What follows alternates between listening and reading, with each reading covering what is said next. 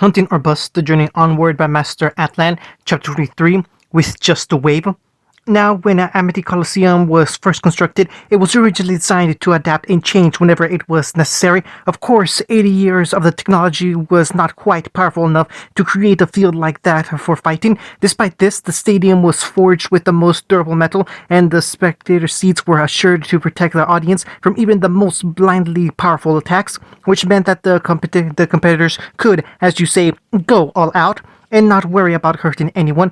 Fortunately, with the discovery of the Schnee Dust Company and the streamlined advances of dust in our modern technology, as well as constant upkeep and upgrades by the best engineers and technicians imaginable, the adaptable fields were finally utilized into the biomes we know today, capable of changing the environment or terrain of the battlefield at a moment's notice.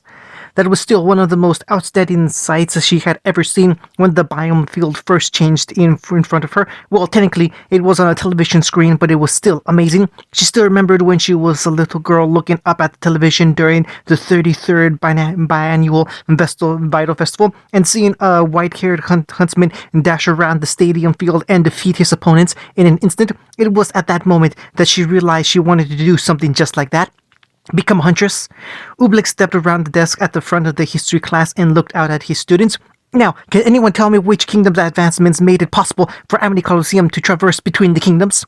Vale, that was a very simple question. Atlas created the spectator seats. Mistral formed the actual battlefield and its foundation. Vacuo used its natural resources to forge a linking system that connected the pieces together.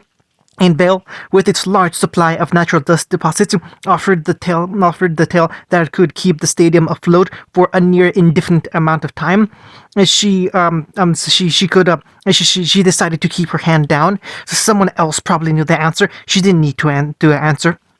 Anyone know? This is not a trick question. The green-haired hyperactive scholar looked around rapidly before he just sighed. He looked up the rows. Mr. Winchester, do you think you know the answer? Probably not, I don't know, Vacuo?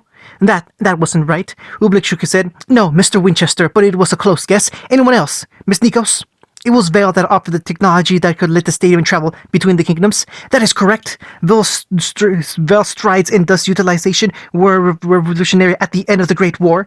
The energetic teacher walked back to his blackboard, covered in notes and maps of remnant, and found some empty space to write on. He started writing in chalk. Now, I want you all to spend that last half of class summarizing why the kingdoms decided to negotiate peace terms on Vital and how they created the Vital Festival in the first place. Someone from the back of the class questioned. Can we work in groups? You may if you want, but no more than 2. I expect at least a page-long paragraph before the bell rings. The students started to file out of their seats and pair up with their friends. In a moment, the quiet room turned into a bustling center of talk between the students. She silently took out a piece of paper and started writing her name and date. She could ask someone to pair with her, meet new people. That's what Koko and Yatsuhashi always told her. Well, Koko actually said that. Yatsuhashi just sort of stood there and nodded silently. She didn't need to bother anyone. No one would ask her to join anyway. She just needed to, hello? Velvet sat up in her seat and blinked in surprise before looking up at the person that traveled down to her seat. She looked up in silence at the whiskered boy with the purple bandana over his head as he gave a small smile and waved at her. Hi. The rabid fauness looked up at him in silent awe that she didn't even realize that she still hadn't responded. He blinked, feeling the tension of the awkward silence before the girl finally noticed she was being addressed. She flinched in her seat and tried to draw attention away from the long silence as she turned to face the boy with a stutter. Hello. The whiskered teen smiled at finally getting a response from the girl and stood up straight. He held up his notebook for her to see. So, do you mind if we work together? I don't have anyone else to work with, and I could use the help. Velvet blinked in surprise at the bandana-wearing boy walking behind her to take a seat at her side. She seemed to struggle with words as he casually plopped down in the seat and started opening his notebook to an empty page.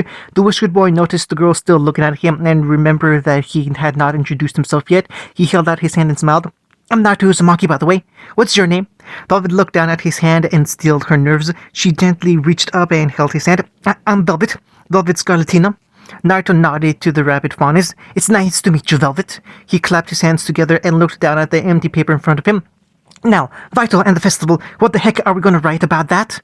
Velvet tried to speak up. I remember there was something about Vital being like a midway point between the kingdoms or whatever. The blonde scratched his head, a frustrated groan escaping from his lips as he tried to remember where he read that from. It was incredible. Tenten Kiba gave me so many books to read, I can't remember what's from which book anymore. She tried even harder. Excuse me. Oh well, not like I actually need to remember the book anyway. Just the crap inside. Naruto muttered to himself as he leaned forward in his seat and glared at his paper and pencil. Come on, think. Excuse me?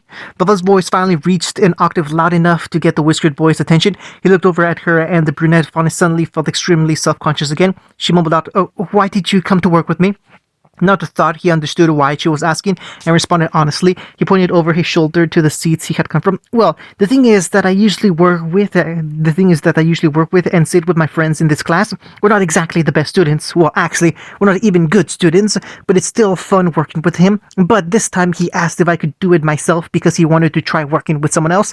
I said yeah and wished him luck, but considering who he's asking, hey Snowflake, no, it won't end well for him." Naruto looked the girl in her eyes, making her nervous and a little uncomfortable with his straightforward engagement. "I really don't like working alone, and I saw you sitting up here by yourself, so I thought it'd be cool if we worked together." Velvet was silent for a moment before quickly asking it, But why would you want to work with me?" Naruto just stared at her blankly. He asked in return, "Why wouldn't I want to work with you?" Velvet was so surprised by his answer that she stayed silent for a few moments, just looking at him. That response was so foreign and unexpected to her that she couldn't imagine anything to say and just looked back down at her paper. Naruto shrugged and guessed that was the end of the conversation as he looked back at his paper. The fondest girl decided to drop the subject as well, but this was still a very foreign situation for her. What was she supposed to do now? Strike up a conversation? That seemed like something a pair of normal people would do when working together. Now, what to talk about? What would Coco say, or Fox, or Yatsuhashi? Well, the latter two probably wouldn't strike up a conversation at all. They weren't timid like her. They liked to keep to themselves. Coco, on the other hand, was brimming with confidence and very extravagant. What would she say? Velvet panicked and said the first thing that came to mind. That's a nice pencil you're writing with." Naruto blinked and looked down at his pencil before gratefully nodding. "Oh, thanks." "Pencil? Really?" Velvet blushed a little and covered her face with shame and embarrassment. She was dumb, stupid and dumb. She lowered her head in defeat, her ears lowered as well as she just decided to write something down to occupy her thoughts. "Whoa, you are really good at this." Velvet looked up from her paper and saw Naruto look down at her paper with intrigue. She looked down as well and saw that she had started her second paragraph after just a few minutes of writing. "Really?" "Yeah," Naruto enthusiastically agreed. You already finished like 6 sentences? That's awesome." Naruto looked down at the paper he had unconsciously turned over and started doodling on. He flipped it back over and remained cool. "I'm coming along, but seriously, you're really good with this stuff." Not really," Velvet refuted with a small shake of her head. "I probably only memorized it from the book and notes Dr. Oobleck wrote on the board. It's not really that impressive." "It totally is," Naruto countered. "This is so much stuff to take in, and you learn it all really well." The blonde gave a small smile inside. "I know me and a few of my friends wish we were as good with this stuff as you." Velvet ears lifted up a little. "Really?" "Yeah, it goes with the other papers you're turning to, right?" The fondest girl looked at him in confusion as he continued. "Well, I'm not all that smart, so it takes me longer to finish this stuff before turning it in, but you usually wait till everyone else turns the papers in first, and when I walk by, I see you've got a full page of stuff already done. I bet you're really smart." Velvet had an astonished look on her face at his observation of her habits in class before she looked confused. She asked, "Why would you notice that?" Naruto shrugged. "Don't know. I remember saying hi to you on our first day, and I never said anything again after that. I thought you didn't like me or something after that, and I wanted to make up for that." The whiskered boy gave a nervous smile. "That's actually one reason I came over to work with you." Velvet's voice merely came out in a whisper, and she hesitantly continued. "I didn't think you remembered. Most people don't bother reaching out to me like that." "Oh, come on. Why?" Naruto's eyes lingered up as her ears lowered a bit dejectedly. His mouth closed for a moment, and he looked back at Velvet to see her looking down at the table and away from his eyes. His throat closed up for a bit as he realized why she think that. "Well then screw 'em, their loss," Naruto cheerfully stated as he nudged the fawn's shoulder and aimed a big grin towards her. "If they can't be cool enough to talk to you, then it's a good thing I am, because you seem like a cool person, Velvet." Velvet blinked a few times at Naruto's attempt to cheer her up from a momentary lapse into her gloomy thoughts. She was certain he knew why some people didn't want to talk with her, but he didn't bring attention to it. He didn't even seem to want to address it, that some people still aren't comfortable around fondness, and she wasn't entirely comfortable around those people as well. In fact, she wasn't entirely comfortable around him either, but he genuinely wanted to talk with her and address her eye to eye. She couldn't remember the last time she met in a class, except for Coco and the others that did that. She gave a small, unsure smile to the energetic boy sitting beside her, and he seemed even happier that she cheered up. She gave a slight nod of her head and quietly spoke, "Thank you." He beamed a smile. "You're welcome. 5 more minutes, everyone." Naruto's eyes suddenly widened in horror as he realized that they had been talking the whole time and class was almost over. He panicked. "Oh crap, we still haven't done anything yet. Oh crap, I'm done." This always happened when... What? Naruto looked at the brunette in confusion before looking down at her paper to see a full page of text written down explaining the topic of the class. His eyes widened to the size of plates as he looked between Velvet and her paper in rapid succession. Did she keep writing while they were talking? Naruto blinked. "Velvet?" She noticed the dull tone in his voice. "Yes? Are you a wizard?" "What?" "Nothing." He shook his head and returned to normal. "That's so cool, Velvet. I knew you were smart." "I'm not all that smart, actually. Just a few techniques I learned to help me remember this material." She stopped for a moment and wanted to thank the wizard boy for talking with her, so with a little nervousness laced in her voice and hesitation in her movement, she offered him the paper. "Should I write your name on here too, so we can turn it in together?" Naruto brightened up and smiled. "Really? Thanks, Velvet. That's..." Naruto's smile immediately fell and a very conflicted expression came over his face. He sucked on the inside of his cheeks and turned his head to palm his face. For a few moments he just stayed like this, internally struggling with the terrible matter in his head as the bunny girl looked on in confusion. She asked, "Are you okay?" "No." He held his hand out and pushed the paper back, startling Velvet as he seemed to hold back a sob. "That's really nice of you to offer, Velvet, but I'd be taking credit for all your work if I did that, and as tempting as it is, so very tempting, I just can't bring myself to do that. That can be your paper. I'll turn in my own." He seemed to look up bravely as if he had just made some huge heroic sacrifice for the world. Even if it fails, I'll turn in my own paper." Velvet looked at him strangely, confused by his dramatic way of saying he wasn't going to use her work, but also felt a small bit of appreciation that he didn't take advantage of her work and her trouble with stating the problem. She had a small smile. "That's really nice of you, Naruto. Also, if I do and my team finds out, they'll probably kill me." Oh. "Okay." Naruto took a very deep breath before opening his eyes, immediately slamming his pencil down on the paper. His hands started to speed across the paper as fast as he could make it, and he filled line after line in facts he tried to remember on the subject. The team leader of Noctic smiled in triumph as he continued, Yes, I'm losing the sensation in my hand, but yes." Velvet watched with amazement as Naruto filled up a paragraph in just a minute and was already started on his second one. "That's very impressive, Naruto." The blonde continued focusing on the paper, but he smiled proudly. "Yeah, I do my best work at the last minute," Velvet quietly mentioned. "But your handwriting is not very good. Can't change that, and tried but failed."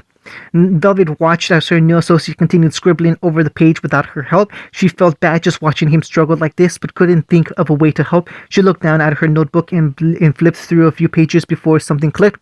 "Naruto, would you like some help?" "Hunting." Ruby and John were walking back through the hall from the cafeteria after they noticed Naruto was missing from the group. The two rounded the corner and the tall blonde looked around in vain. "What do you think Naruto's doing?"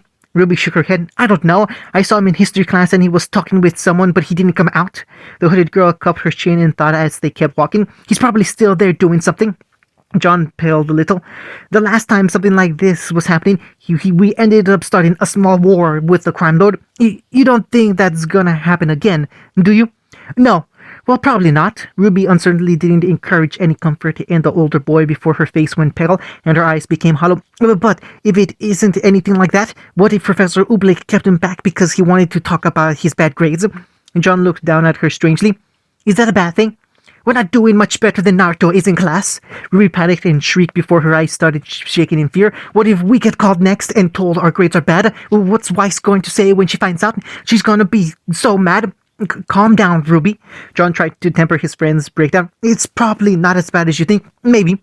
Ruby started whimpering. "Ugh." As the two leaders continued down the hall, they finally looked up and saw Naruto walking out of the class and talking with another girl. Ruby called out desperately, "Naruto!" Lloyd flinched in fright and stepped back as Naruto looked up to see his two friends. He waved at them. "Hey guys, what's up?" Ruby dashed up to him and looked up at him in pure, unbridled panic. "What's wrong? What did the professor have to say about your grades? Am I next?" What are you talking about?" Naruto answered blankly at the younger girl's fright. Ruby blinked a few times before calming down and stepping back from the bandana-wearing boy. She meekly muttered, "Never mind." Anyway, I was just staying back because Velvet was helping me out with a few notes. Ruby and John looked over at the rabbit girl that was standing a step behind Naruto and trying to keep herself away from their sights. This failed miserably as Ruby stepped to the side and waved at the faunus. Hi there, I'm Naruto's friend, Ruby. It's nice to meet you. The rabbit seemed frozen like she was caught in the headlights before she gave a small nod back. I'm Velvet. Velvet, that's her name. Now she knows what to scream in case that stupid dream ever happens again. John's fox softly slid over to that side as well and greeted the new girl. Hey there, the name's John Ark, and it's a pleasure to John. He looked over to see Naruto giving him a skeptical raise of the brow. John gave a small nervous chuckle. Yeah, and tried to make a good impression. Hi, I'm John.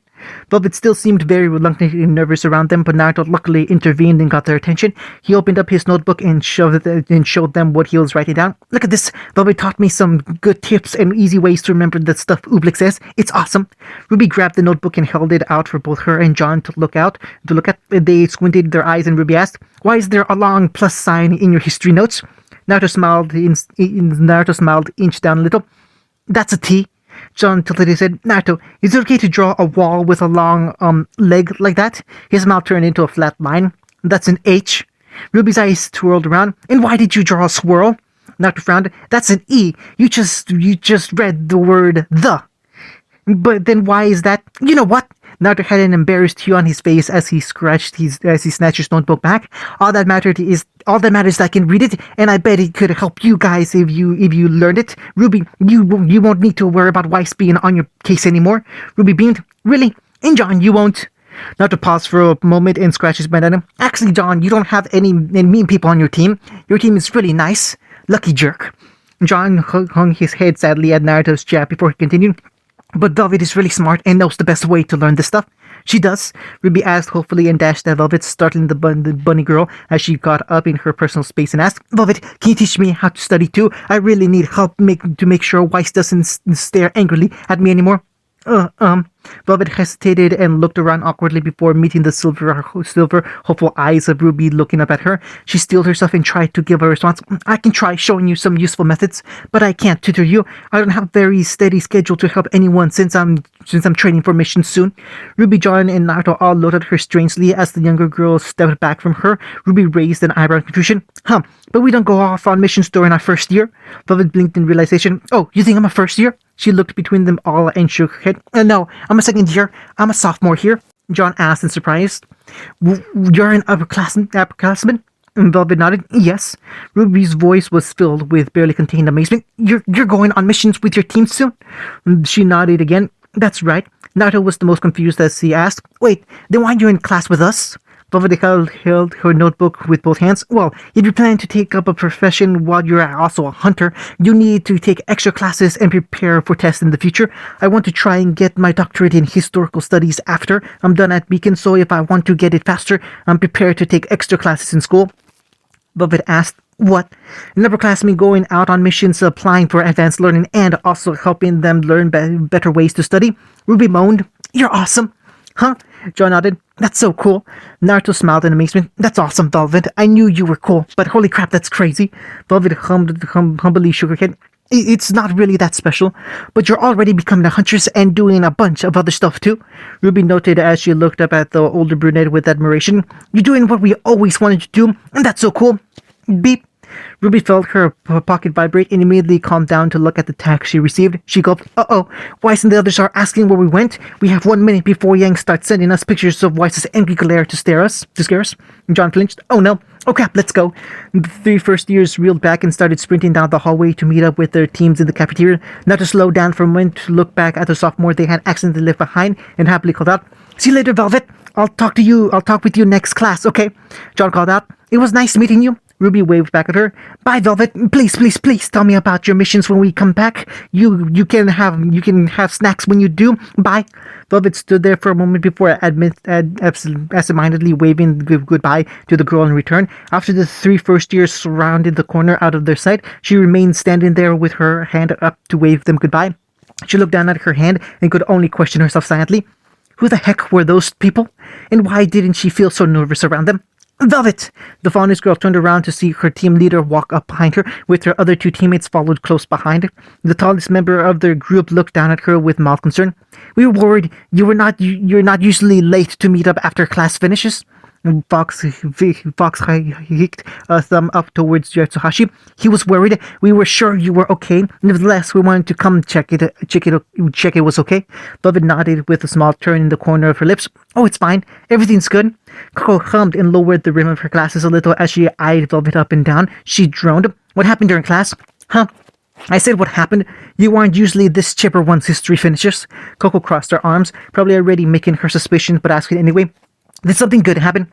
No, not really. The small smile betrayed Velvet's neutrality. It was just a nice class today, is all. Did you flirt with a guy or something? Velvet slumped. No, I didn't. Please stop suggesting that. Stop lying, and I will. Congratulations, and streamers. Team Noctix, Juniper, and Ruby had sat at the waiting table anxiously as time passed by slow. Every sound of the ticking clock was an excruciating reminder that they still didn't know anything. Ruby's legs bounced up and down with worry that her sister might. The doors to the waiting room swung open, and everyone looked over to see Yang confidently stroll in with a pair of with aviators over her eyes and a steady stream of blood down her face and arm. She stood in front of all her friends and tipped her glasses to them. Nailed it! Woohoo! Ruby cheered as she jumped out of her chair and nearly tackled her sister with a tight hug. Ruby was almost crying. I knew you could do it. Well, okay, calm down, little sis. Yang flinched and patted her sister's head. I won, but a few of my ribs probably aren't in the right place. Pira, that was a splendid battle, Yang. Keep up. That was freaking awesome. Tenten, you didn't need to destroy her weapon too. Yang felt the tension go straight to her head and acted very haughty about it. Thank you, you're all too kind. I love you too. Please get in a line so I can start signing your autographs. Blake rolled her eyes. Don't let it get to your head so fast. The black-haired girl then showed a small smile of relief to her partner. I'm glad you made it out of there okay. Yang grinned proudly. No worries, I had it. We noticed. Weiss crossed her arms and asked with a skeptical tone, was it really necessary to break her neck like that? Yang shrugged. It seemed like a good idea at the time. Plus, it worked out for that guy in the blue and red tights a while back. No, it did not. Weiss corrected. Nothing ever works out for that guy. He wins a fight and everyone loses their minds. You know that. Whatever. Yang was just too high off her victory to be brought down by Weiss's facts. I mean, proving that I am the best. Pfft. The 11th teen looked over to see Naruto still seated at the table, staring off in front of him with a grouchy expression. The whiskered blonde scoffed again and derided the girl's victory. Please, everyone already knew that these fights aren't for real. They're a popularity contest. In the end, they're based on they're biased, and we know it. This isn't about stats or abilities. It's about who gets the most counts and who the developers love the most. They decide who they want to win, and then add bullshit mathematics and calculations to the end of it to justify. I mean, really, punched through concrete pillars, lifted a nuclear mech over his head and threw it, punched the goddamn moon out of orbit, hurled a sonar through space. It's called artistic license and rule of cool. Do you think animators and storyboard writers actually sit down, bring in scientific experts in dozens of different fields, and try to justify the actions of the characters with proof? No, they do that stuff because they want to make their characters cool, and people take it as fact value that value and try to prove it however they want. This whole idea is stupid and a waste of time. Sasuke raised an eyebrow. Are you still mad because that stretchy guy beat you? He didn't beat me! Naruto shrieked and started babbling. He just, they didn't even show me use it. I mean, I can, well, only towards the end, 60 seconds isn't even a real shut up! Naruto poked his own chest desperately. I'm super strong by the end of the show. Everyone says I'm a god. They made formulas and stuff. Kiba skeptically pointed out, didn't you just say those calculations are bullshit because it's just artistic license and rule of cool? Naruto was silent by the quick reverse of what he said before he just tried to gain some face again. I beat Yang a few chapters back. Tintin noted, yeah, but this is Yang past post volume 2. We're not even through volume 1 yet. John deflated in horror. Oh god, and it feels like years already. Are we gonna be stuck like this forever? Yep, get ready, buddy. We're going to be the second night put on hold for eternity around here. Oh, I forgot, Yang said as she cracked her knuckles and smiled. Wanna go another round? I'm backed by science now, bitch. Whatever, Naruto retorted. You haven't even seen my full power because I still haven't shown you guys my semblance yet. Ruby pouted and put her hands on her hips. And we keep saying we want to see it, so why won't you show it? Naruto's mouth faltered, and he looked aside meekly. I can, I just don't want to yet. Boo! Listen up, Whiskers, because here's the truth. Yang stepped forward, proudly, completely forgetting her severe head trauma to assert dominance in the first circle. In the friend circle. If we fought again now, and you didn't go all out, you'd probably lose. You know it, I know it, the boss knows it. In fact, we all know it, because if that wasn't true, the boss wouldn't have written this segment at all. The teens all looked aside at the screen. At you. Yes, you. They're looking at you right now for confirmation. Naruto grumbled. Whatever. Okay, that's enough arguing. Ruby stepped in from the front of the group and cheered. To celebrate Yang's victory, let's all go out for ice cream. Yay! The group left to get their treat, and Naruto stayed standing by the table. He plopped down in his seat again and pouted with disappointment. The doors to the waiting room opened again, and Tifa Lockhart walked in while rubbing her neck. She took the seat by Naruto and gave a quick hiss of discomfort. Man, and here I thought Sephiroth was tough. Naruto looked aside at the other brawler and decided to congratulate her on her effort. It was a good battle. You did great out there, Happy. I'm Tifa. Right, sorry. The voice threw me off, but then again, that's a different story. And a different location. You know what is this whole thing is screwy. The brunette sat back in her seat and joked, "Geez, Blondie's friends are just as weird as her, huh?" Naruto didn't quite appreciate the jab and decided to jab back a little harder. You know, I beat Yang. Technically, that makes me stronger than you. He smiled smugly at his bam. Naruto's face was quickly smashed into the table until it broke in half, and he laid on the ground in a heap. Tifa stood up and walked away while easing the crick in her neck. Yep, I guess technically you are. Ugh, Naruto mumbled into the table debris and groaned. I hate this. I really, really hate this. K.O. End of chapter 23.